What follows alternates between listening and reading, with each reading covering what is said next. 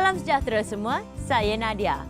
Hari ini, kita akan sambungkan perbincangan kita mengenai topik tenaga nuklear.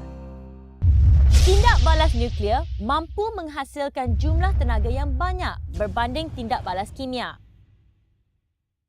Dalam suatu tindak balas nuklear, didapati jumlah jisim nukleus atom baru dan zarah yang terhasil adalah sentiasa kurang daripada jisim nukleus atom yang asal. Kehilangan jisim ini menyebabkan ia berubah menjadi tenaga yang dikenali sebagai tenaga nuklear. Albert Einstein, seorang ahli fizik yang terkenal, telah mengemukakan satu prinsip yang mengaitkan hubungan antara jisim dengan tenaga tersebut. Beliau menyatakan bahawa jisim dan tenaga boleh saling bertukar antara satu sama lain ketika berlaku tindak balas nuklear. Hubungan antara jisim dengan tenaga telah dirumuskan dalam persamaan Einstein, iaitu E sama dengan mc kuasa 2, di mana E adalah tenaga, m cacat jisim ataupun kehilangan jisim, dan C hal laju cahaya dengan nilainya 3 darab 10 kuasa 8. Jisim satu atom adalah sangat kecil dan sukar diukur dalam unit ukuran jisim biasa seperti gram atau kilogram. Maka, suatu kaedah yang mana satu unit yang menggunakan perbandingan relatif di antara jisim atom lain dengan jisim satu atom karbon 12 telah digunakan. Isotop karbon 12 digunakan sebagai rujukan kerana ia terkandung dalam banyak sebatian yang ditemui di bumi. Unit untuk pengukuran jisim atom ini dinamakan unit jisim atom UJA.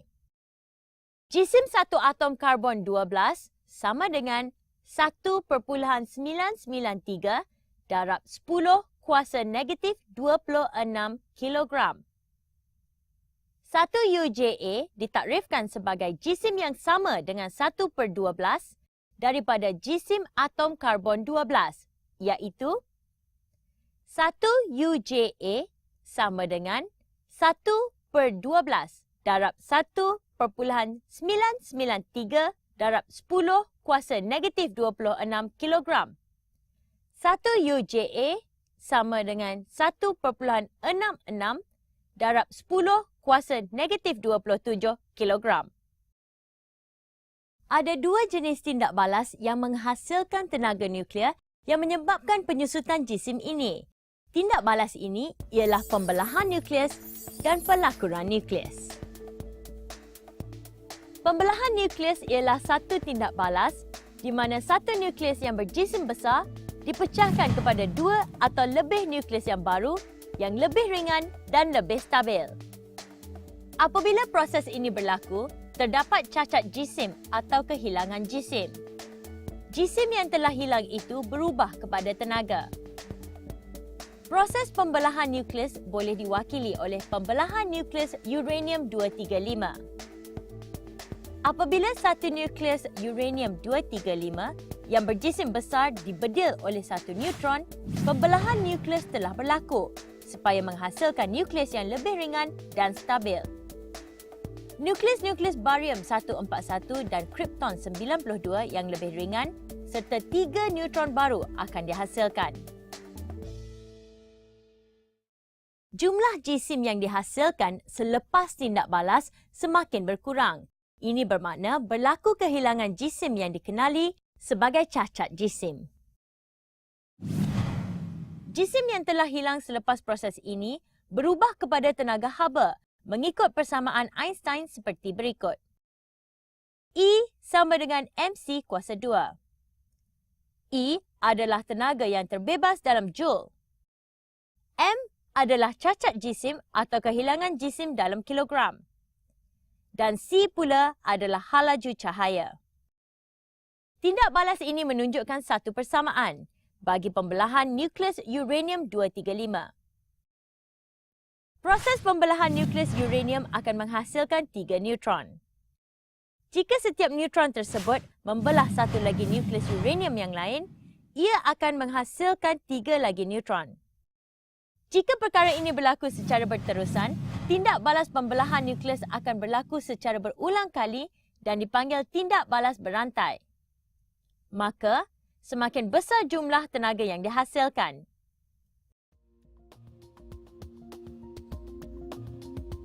Tindak balas berantai ini jika tidak dikawal boleh menghasilkan letupan yang hebat dan diguna sebagai bom atom seperti yang telah dijatuhkan ke atas Hiroshima, Jepun pada Perang Dunia Kedua. Namun, jika ia mampu dikawal, ia boleh memudahkan kehidupan kita dengan menukarkan tenaga nuklear tersebut kepada tenaga elektrik. Mari kita lihat proses pelakuran nukleus pula. Pelakuran nukleus adalah proses di mana dua nukleus yang ringan bergabung menjadi nukleus yang lebih berat dan pada masa yang sama akan membebaskan tenaga. Proses ini hanya berlaku pada suhu yang amat tinggi.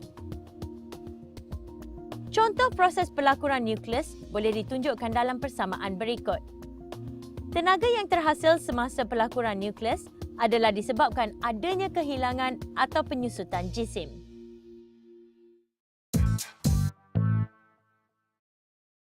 Soalan 1.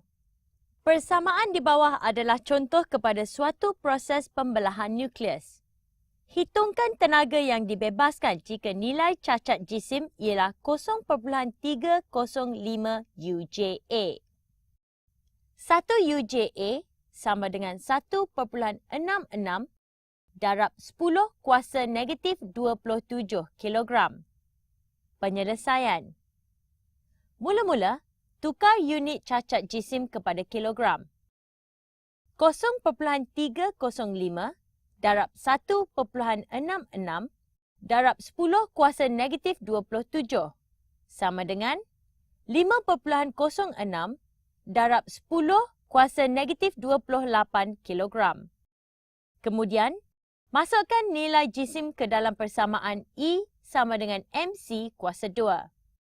Tenaga dibebaskan E sama dengan 5.06 darab 10 kuasa negatif 28 darab 3 darab 10 kuasa 8. E adalah 1.52 darab 10 kuasa negatif 20 Joule. Soalan 2. Bagaimanakah cara untuk mengawal tindak balas berantai dalam sebuah nuklear reaktor? Boron rod digunakan untuk menyerap neutron bagi mengurangkan kesan tindak balas berantai. Moderator grafit pula digunakan untuk melambatkan pergerakan neutron. Dan sekarang, kita imbas kembali apa yang kita sudah pelajari setakat ini. Tindak balas nuklear mampu menghasilkan jumlah tenaga yang banyak berbanding tindak balas kimia. Ada dua jenis tindak balas nuklear, pembelahan nukleus dan pelakuran nukleus. Kehilangan jisim ketika tindak balas nuklear menyebabkan ia berubah menjadi tenaga yang dikenali sebagai tenaga nuklear. Jumlah tenaga tersebut boleh dikira menggunakan formula E sama dengan MC kuasa 2.